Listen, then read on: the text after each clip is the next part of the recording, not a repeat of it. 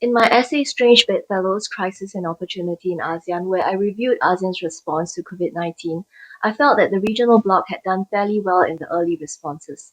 We saw the quick creation of a COVID-19 emergency fund, the sharing of real-time outbreak information, the strategic stockpiling of medical reserves, and the commitment to keep trade flows open.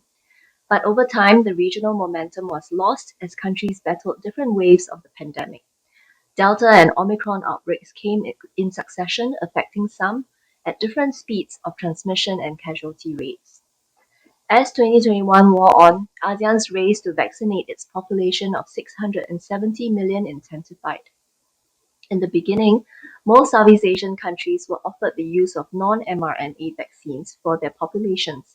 As we look back and now know, non-mRNA vaccines afforded limited coverage and were not as effective as the mRNA ones. Southeast Asian countries took the chance to switch to mRNA vaccines when the COVAX facility started, as they cannot afford to keep their borders closed indefinitely. Tourism is the lifeline of several countries in the region. The ability to receive international tourists is a big relief to millions of Southeast Asian small businesses, tourism operators, and other providers.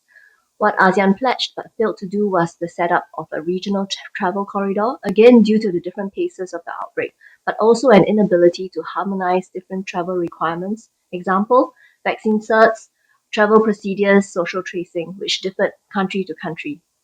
ASEAN could have done a limited travel corridor for its officials involving, say, three countries, for example, to pilot the idea and slowly expand it, but that opportunity was lost.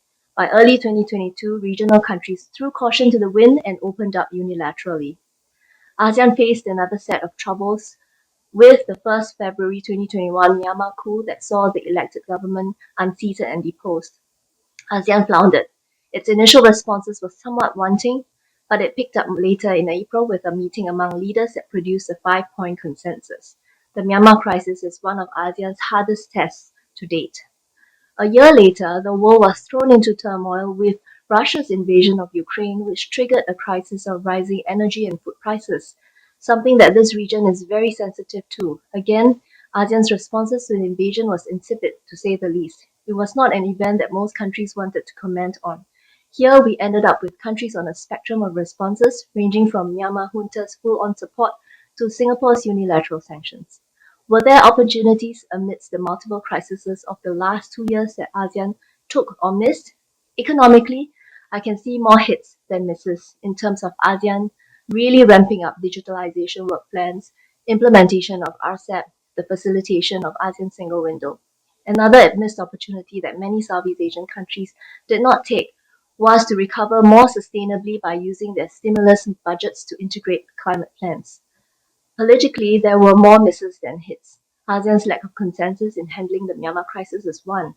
Its inability to respond coherently to the violation of international law in the case of Russia-Ukraine is another. In terms of social cohesion, the failure of ASEAN to support the people of Myanmar is definitely a sore point and will lead to an erosion of trust over the long term.